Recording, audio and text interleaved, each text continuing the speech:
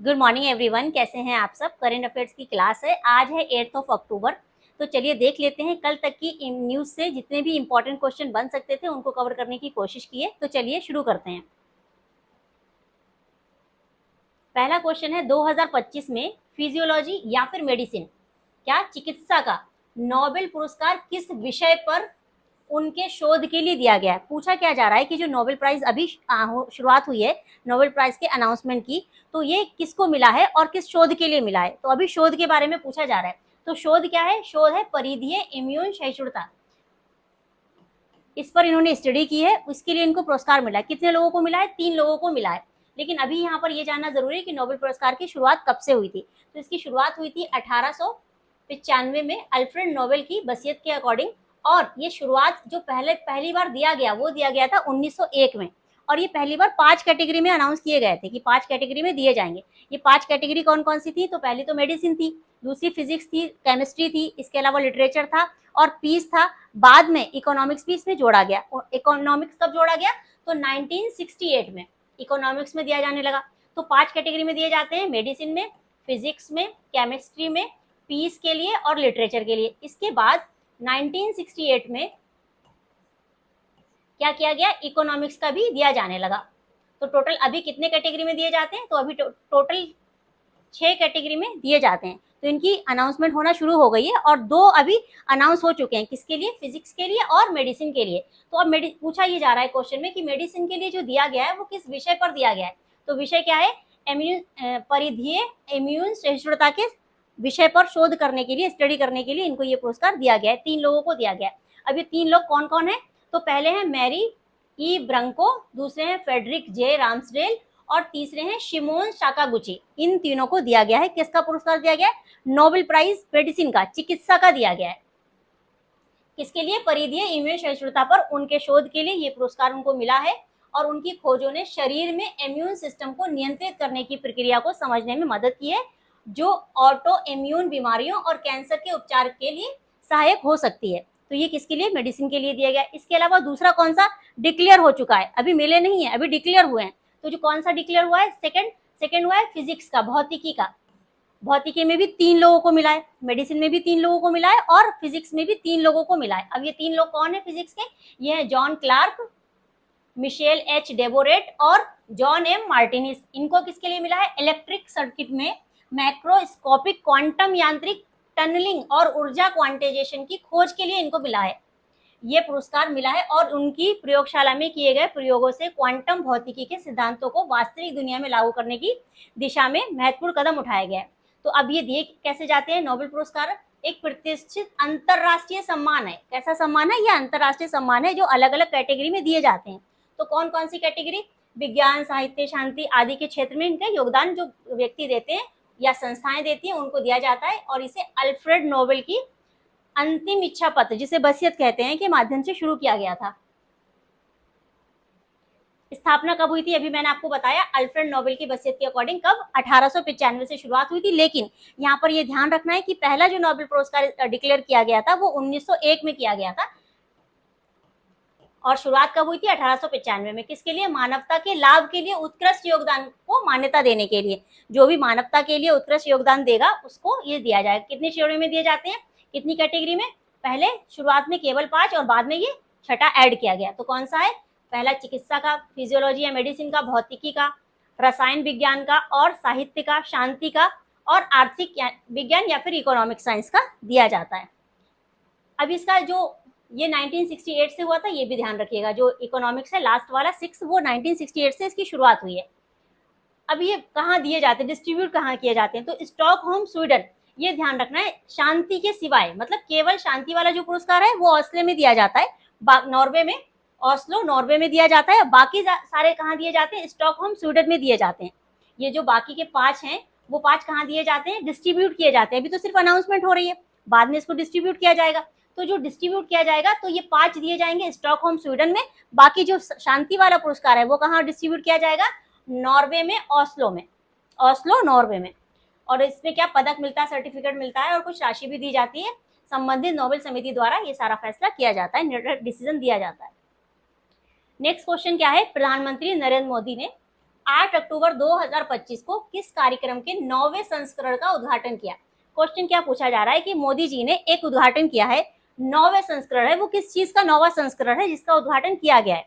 तो किस चीज का है? India mobile Congress. किससे रिलेटेड है ये? दूरसंचार विभाग से रिलेटेड है, दूरसंचार को बढ़ावा देने के लिए। तो यहाँ पर क्या है कि नई दिल्ली में एशिया के सबसे बड़े दूरसंचार, मीडिया और प्रौद्योगिकी कार्यक्रम, नाम क्या है इसका? इंडिया मोबाइल कांग्रेस, IMC 2025 का 9वां संस्करण है, ये ध्यान रखिएगा।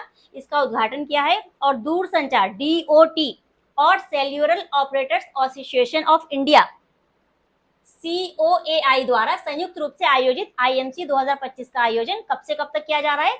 8 से 11 अक्टूबर, 8 से शुरू होगा और 11 अक्टूबर तक चलेगा। इनोवेट टू ट्रांसफॉर्म विषय के अंतर्गत किया जाएगा, जिसमें डिजिटल परिवर्तन, सामाजिक प्रगति के लिए नवाचार का लाभ उठाने के लिए भारत की प्रतिबद्धता का उल्लेख किया जाएगा। तो ध्यान रखिएगा कौन सा है? India mobile Congress. इसका कौन सा संस्करण है? 9वां संस्करण है। नेक्स्ट क्वेश्चन है, विश्व पर्यावरण दिवस 2025 वर्ल्ड हैबिटेट डे का विषय क्या था? सब इसका थीम पूछा जा रहा है कि जो पर्यावरण दिवस अभी 2025 मनाया गया 6 अक्टूबर को, तो इसका विषय क्या था? अब यहाँ पर ये बात ध्यान रखनी है कि ये हमेशा 6 अक्टूबर को नहीं मनाया जाता, ये मनाया जाता है अक्टूबर के फर्स्ट मंडे को, जो भी पहला सोमवार पड़ेगा उस दिन ये मनाया जाएगा। अब ये मनाया क्यों जाता है? ये इसलिए मनाया जाता है जिससे कि जो आवास, रहने की जगह होती है, उसका उचित प्रबंधन किया जा सके, जिससे कि जो मानव बस्तियां होती हैं उसमें सुधार किया जा सके या पुनर्स्थापित किया जा सके। तो इसकी विषय यानी कि थीम के बारे में पूछा जा रहा है। थीम क्या थी?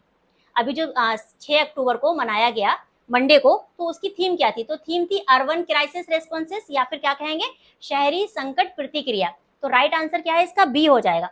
अब यहाँ पर क्या है कि हर साल कब मनाया जाता है? पहले सोमवार को मनाया जाता है पूरी दुनिया में विश्व आवास दिवस, इसे वर्ल्ड हैबिटेट डे कहते हैं। और ये मानव बस्तियों की स्थिति पर विचार करने और प्रत्येक व्यक्ति के उचित आवास के अधिकार को पुनः स्थापित करने के उद्देश्य से ये मनाया जाता है। थीम, अभी इसका जो मेन यहाँ पर जो विषय था या थीम थी वो क्या थी? अर्बन क्राइसिस रेस्पॉन्स, शहरी संकट प्रतिक्रिया। और जो फोकस था इसका वो क्या था? जलवायु परिवर्तन, संघर्ष, असमानता और लचीले एवं समावेशी शहरों की आवश्यकता जैसे तत्काल शहरी चुनौतियों का समाधान खोजने पर है। जो फोकस था इसका वो इस पर है कि जलवायु परिवर्तन, संघर्ष, असमानता और लचीले एवं समावेशी शहरों की आवश्यकता को क्या किया जा सके, जो जितनी भी शहरी चुनौतियां आती हैं उनको तत्काल समाधान मिल सके। शहरी अक्टूबर के ये दिवस अर्बन अक्टूबर, शहरी अक्टूबर नामक एक महीने की वैश्विक मुहिम की शुरुआत भी करता है, जो 31 अक्टूबर को किसके रूप में खत्म होता है?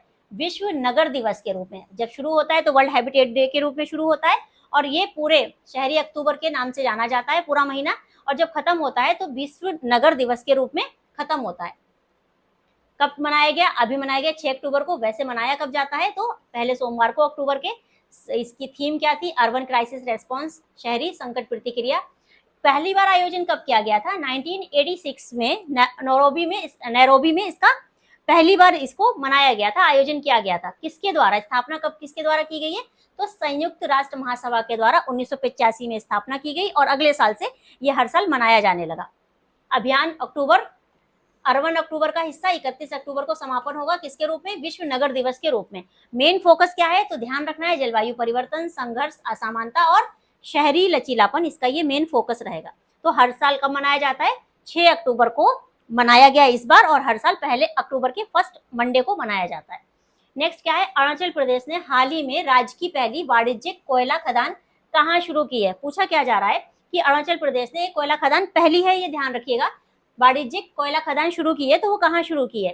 तो कहाँ शुरू की है? नामचिक में। कहाँ? नामचिक। ये नामचिक है कहाँ का एरिया? तो ये है चांगलांग जिले का, ये ध्यान रखिएगा। चांगलांग जिले में नामचिक नमफुक ये एरिया का नाम है, जहां पर ये शुरुआत की गई है। वाणिज्यिक खदान पहली है, ये ध्यान रखिएगा। तो किसने? केंद्रीय मंत्री श्री जी किशन रेड्डी और मुख्यमंत्री श्री पेमा खांडू ने 6 अक्टूबर 2025 को अरुणाचल प्रदेश में पहली वाणिज्यिक कोयला खदान का उद्घाटन किया है। और ये कहाँ है? नमचिक नमफुक, चांगलांग जिला है, और स्टेट कौन सा है? अरुणाचल प्रदेश। इसका कोयला भंडार कितना होगा? लगभग 1.5 करोड़ टन होगा। कंपनी कौन सी है? कोल पल्स प्राइवेट लिमिटेड के द्वारा, CPPL। अपेक्षित वार्षिक राजस्व, इसका जो रेवेन्यू जनरेट होगा वो कितना होगा, 100 करोड़ प्लस। अरुणाचल का पहला ध्यान रखिएगा, पहला वाणिज्यिक कोयला खदान है और ऊर्जा सुरक्षा रोजगार सृजन इसका महत्व होगा। नेक्स्ट देख लेते हैं। हाल ही में किस देश ने दक्षिण पूर्व एशिया का पहला कोरल क्रायो बैंक लॉन्च किया है? ये कोरल क्रायो बैंक होता क्या है? तो कोरल होता है जो समुद्र के अंदर जो पारिस्थितिकी तंत्र होता है, वहां पर कोरल रीफ वगैरह होती है, तो उनका स्थानांतरण करने के लिए या फिर उन्हें आनुवांशिक रूप से संरक्षित करने के लिए उनके बीजों को, जो प्रवाल होते हैं, प्रवाल भित्ति होती है, कोरल रीफ का मतलब होता है प्रवाल भित्ति, तो इनके जो बीजों को संरक्षित करने के लिए, उनको रिजर्व करने के लिए ये यहाँ पर ये दक्षिण पूर्व एशिया का पहला कोरल क्रायो बैंक स्थापित किया गया है। तो कहाँ लॉन्च किया गया है ये पूछा जा रहा है। कहाँ लॉन्च किया गया है? फिलीपींस में लॉन्च किया गया है। फिलीपींस में 2025 में दक्षिण पूर्व एशिया का पहला कोरल लार्वा क्रायो बैंक शुरू किया गया है, जिसका उद्देश्य क्या है कि कोरल की आनुवांशिक विविधता को संरक्षित करना, इसको संरक्षित किया जाएगा और समुद्री रीफ पारिस्थितिकी तंत्र की सुरक्षा करना है। ये पहल उस समय की गई है जब वैश्विक कोरल आबादी जलवायु परिवर्तन, ब्लीचिंग और मानवीय गतिविधियों के कारण गंभीर खतरे में है। तो क्या है कि जो कोरल आबादी होती है, जो पारिस्थितिकी तंत्र होता है, उसमें कोरल रीफ होती है, प्रवाल भित्तियां होती हैं, तो उनको खतरा बढ़ रहा है किन चीजों से? जलवायु परिवर्तन से, ब्लीचिंग से और मानवीय गतिविधियों से। तो अगर ये इसका संरक्षण किया जाएगा आनुवांशिक विविधता को, तो क्या होगा कि उससे इनको बढ़ावा मिलेगा।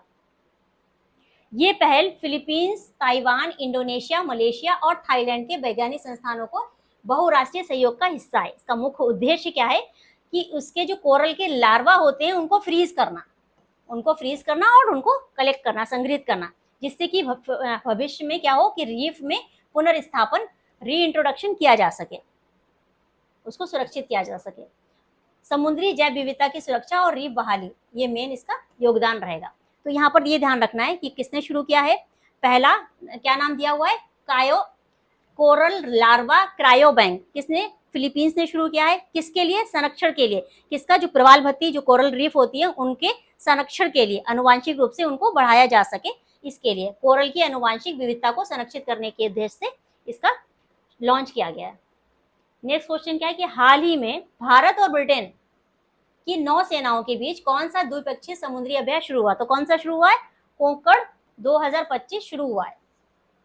भारतीय नौसेना और ब्रिटेन की रॉयल नेवी के बीच द्विपक्षीय अभ्यास कोंकण 2025 भारत के पश्चिमी तट पर शुरू हुआ है और ये अभ्यास सुरक्षित, खुले और समावेशी समुद्र के लिए दोनों देशों की प्रतिबद्धता की पुष्टि करता है और भारत ब्रिटेन दृष्टिकोण 2035 में निहित रणनीतिक साझेदारी का उदाहरण प्रस्तुत करता है। अभ्यास कब से कब तक चलेगा?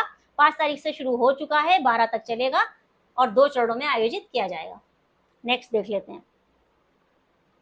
भारतीय तटरक्षक बल इंडियन कोस्ट गार्ड ने हाल ही में 10वां नेट पोलरैक्स राष्ट्रीय स्तरीय प्रदूषण प्रतिक्रिया अभ्यास कहां आयोजित किया है?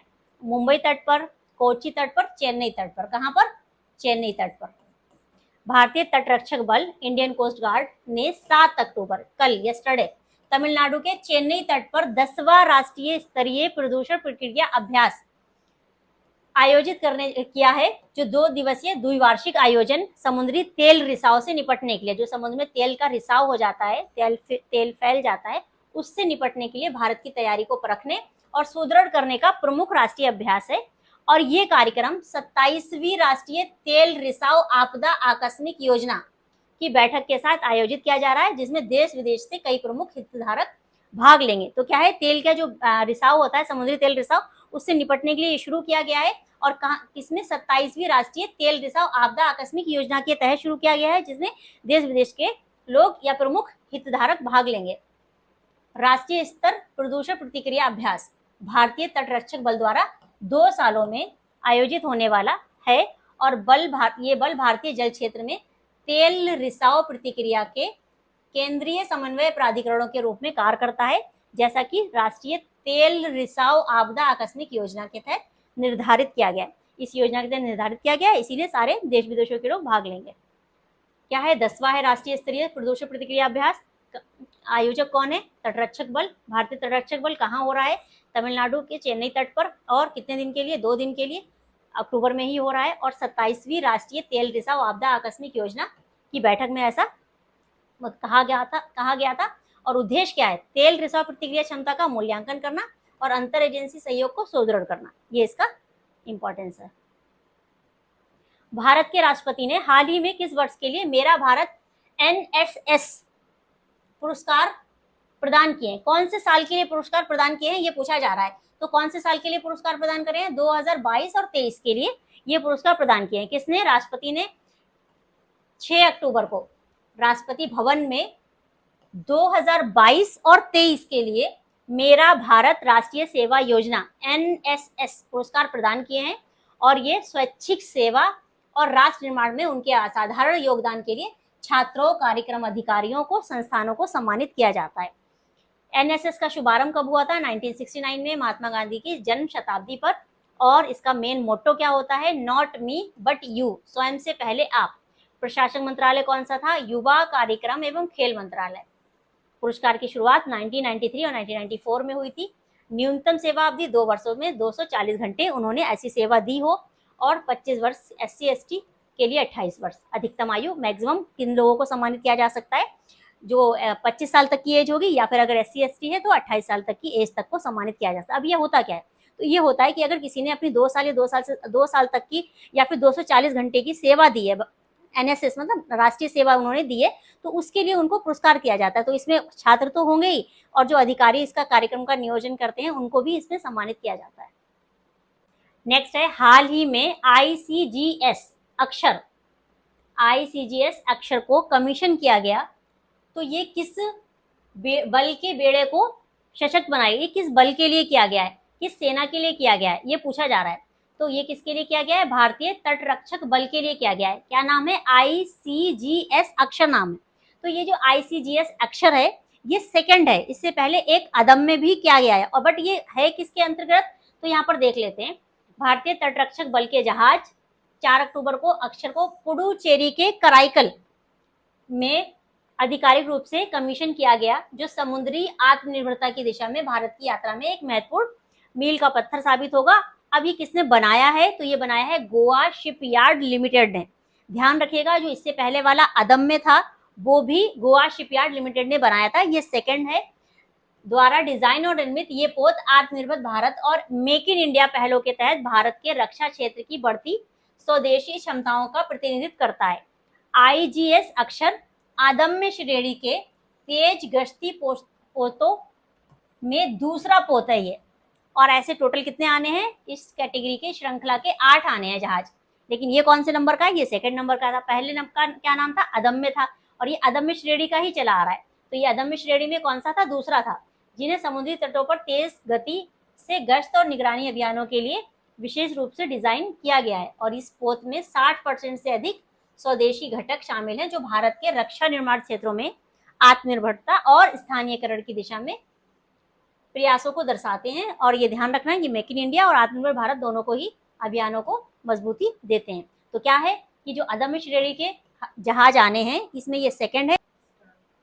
नेक्स्ट क्वेश्चन है, भारतीय अंतरिक्ष अनुसंधान संगठन इसरो दिसंबर 2025 में किस मानव आकृति रोबोट, मतलब ह्यूमन के जैसा होगा, लॉन्च करने की योजना बना रहा है? तो कौन सा, क्या नाम होगा उसका? व्योममित्र। क्या होगा? व्योममित्र। भारत अपने गगनयान मानव अंतरिक्ष उड़ान कार्यक्रम के तहत एक ह्यूमनाइड मानव के जैसा रोबोट, क्या नाम है? व्योममित्र, को अंतरिक्ष में भेजने की तैयारी कर रहा है। और ये रोबोट अंतरिक्ष यान के अंदर विभिन्न प्रणालियों का परीक्षण करेगा, ताकि भविष्य में मानव उड़ानों से पहले सभी तकनीकी और जीवन समर्थन तंत्रों की पुष्टि की जा चुकी। तो पूछा क्या गया है क्वेश्चन में? ये पूछा गया है कि जो इसरो भेजेगा ह्यूमनाइड रोबोट, मानव आकृति वाला रोबोट, उसको लॉन्च करने की योजना जो बनाया जा रहा है उसका नाम क्या है? तो नाम है व्योममित्र। किस मिशन के अंतर्गत जाएगा? जब गगनयान मानव अंतरिक्ष उड़ान बढ़ेगा तो उसके लिए ये पहले से ही बताएगा कि वहां पर परीक्षण करेगा कि वहां पर रहने लायक है नहीं है, क्या तकनीकी प्रॉब्लम आ सकती है, ये सारे सभी को तकनीकी और जीवन समर्थन की पुष्टि करेगा। व्योममित्र, व्योम का मतलब क्या होता है? अंतरिक्ष, और मित्र मतलब दोस्त, अंतरिक्ष का मित्र इसको नाम दिया गया है। क्या है ये? अर्ध ह्यूमन है, मतलब ह्यूमन के जैसा है लेकिन आधा ह्यूमन है। इसके पास ऊपरी शरीर, सिर, धड़ और भुजाएं तो है, लेकिन पैरों का हिस्सा नहीं है। इसे भारतीय अंतरिक्ष अनुसंधान इसरो के विक्रम साराभाई अंतरिक्ष केंद्र केरल द्वारा विकसित किया जा रहा है। नेक्स्ट है, हाल ही में 65वें राष्ट्रीय रक्षा कॉलेज पाठ्यक्रम के संकाय और पाठ्यक्रम सदस्यों ने भारत के राष्ट्रपति से कहां भेंट की, कहां मिले वो भारत के राष्ट्रपति से? कौन? 65वें राष्ट्रीय रक्षा कॉलेज के पाठ्यक्रम के संकाय और पाठ्यक्रम सदस्यों ने। तो कहां की? राष्ट्रपति भवन में। कहां मुलाकात की? राष्ट्रपति भवन में मुलाकात की। 65वें राष्ट्रीय रक्षा कॉलेज पाठ्यक्रम के संकाय और पाठ्यक्रम सदस्यों ने राष्ट्रपति द्रौपदी मुर्मू से राष्ट्रपति भवन में मुलाकात की। और राष्ट्रीय रक्षा कॉलेज नई दिल्ली भारत का सर्वोच्च रक्षा प्रशिक्षण संस्थान है, जहां वरिष्ठ सैन्य अधिकारी और सिविल सेवक राष्ट्रीय सुरक्षा और रणनीतिक नीति निर्माण पर अध्ययन करते हैं। यहाँ पर किसकी स्टडी होती है? यहाँ पर स्टडी होती है वरिष्ठ सैन्य अधिकारी और सिविल सेवक राष्ट्रीय सुरक्षा और रणनीतिक नीति निर्माण पर अध्ययन करते हैं। हाल ही में प्रधानमंत्री नरेंद्र मोदी ने किसके नेतृत्व वाले अमेरिकी प्रतिनिधिमंडल के साथ वार्ता की? किसके? Walter Russell Mead. क्या नाम है? Walter Russell Mead. इनके साथ क्या हुआ? अमेरिकी प्रतिनिधिमंडल के साथ बातचीत हुई है। तो अब इस बातचीत का क्या मतलब हुआ, क्यों हुई है ये बातचीत? तो इस बैठक में भारत अमेरिका के बीच रणनीतिक साझेदारी, वैश्विक स्थिरता और आर्थिक सहयोग और प्रौद्योगिक नवाचार जैसे विषयों पर चर्चा की है। किसके साथ? श्री वॉल्टर रसेल मीड के नेतृत्व वाले अमेरिकी प्रतिनिधिमंडल के साथ। नेक्स्ट देख लेते हैं। क्वेश्चन क्या है कि नरेंद्र मोदी ने पहली बार गुजरात के मुख्यमंत्री कब बने थे? अभी क्या हुआ है कि गुजरात के मुख्यमंत्री कब बने थे? तो ये बने थे 7 अक्टूबर 2001 को, लेकिन उनके 25 साल पूरे हो गए हैं, तो उसको याद करते हुए यहाँ पर उन्होंने उसको याद किया कि कब पहली बार शपथ ली थी। तो 7 अक्टूबर 2001 को मुख्यमंत्री के रूप में पहली बार शपथ ली थी। किसने? अभी जो प्रधानमंत्री है नरेंद्र मोदी जी, उन्होंने पहली बार मुख्यमंत्री के रूप में, कहाँ के मुख्यमंत्री? गुजरात के मुख्यमंत्री के रूप में पहली बार शपथ कब ली थी? 7 अक्टूबर 2001 को ली थी, जिसको याद करते हुए उन्होंने बताया टोटल 25 साल उनको राजनीति में हो गए हैं, जो नेतृत्व करते हुए, मुख्य नेतृत्व करते हुए। राजनीति में तो ज्यादा टाइम हो गया है, लेकिन नेतृत्व करते हुए उन्हें 25 साल हो गए। उनके नेतृत्व और राज्य के विकास के दृष्टिकोण को आकार दिया है। तो उसकी शपथ ग्रहण हुआ था। नेक्स्ट क्वेश्चन है, केंद्रीय मंत्रिमंडल ने हाल ही में महाराष्ट्र, मध्य प्रदेश, गुजरात और छत्तीसगढ़ के 18 जिलों में कितनी मल्टी ट्रैकिंग परियोजनाओं को मंजूरी दी है, जिससे भारतीय रेलवे का नेटवर्क लगभग 894 किलोमीटर बढ़ जाएगा? पूछा क्या जा रहा है कि मंत्रिमंडल ने ऐसी कौन सी परियोजनाएं, कितनी परियोजनाएं शुरू की हैं जो 18 जिलों में, क्या कहाँ महाराष्ट्र, मध्य प्रदेश, गुजरात और छत्तीसगढ़ में कितना रेलवे नेटवर्क बढ़ाएंगे? लगभग 894। और ये क्या होगी? मल्टी ट्रैकिंग परियोजनाएं होंगी। तो ये कितनी शुरू की गई हैं? तो यहाँ पर राइट आंसर हो जाएगा 4 परियोजनाएं। कितनी है? 4।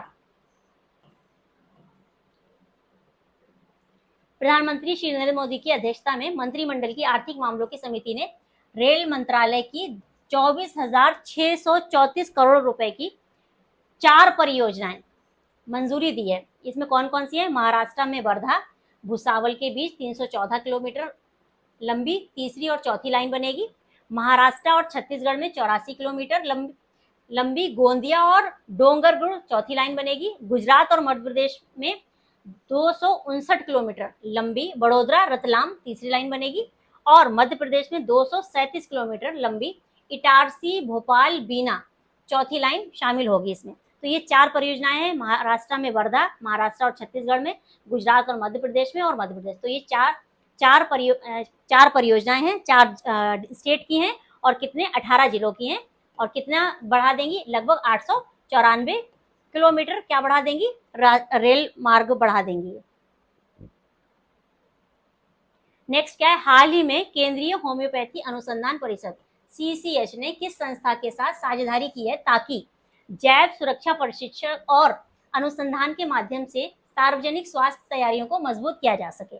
तो all India institute of medical science AIIMS, Manipal उच्च शिक्षा अकादमी, या फिर भारतीय चिकित्सा, या फिर सेंटर फॉर डिसीज? क्या है? मणिपाल उच्च शिक्षा अकादमी। आयुष मंत्रालय के अंतर्गत केंद्रीय होम्योपैथी अनुसंधान परिषद CCRH ने मणिपाल उच्च शिक्षा अकादमी MAHE मणिपाल की घटक इकाई मणिपाल इंस्टीट्यूट ऑफ वायरोलॉजी के सहयोग से 6 से 10 अक्टूबर 2025 तक MAHE परिसर मणिपाल कर्नाटक में जैव सुरक्षा और प्रकोप सिमुलेशन प्रशिक्षण 2025 शीर्षक 5 दिवसीय आवासीय कार्यालय शुरू की।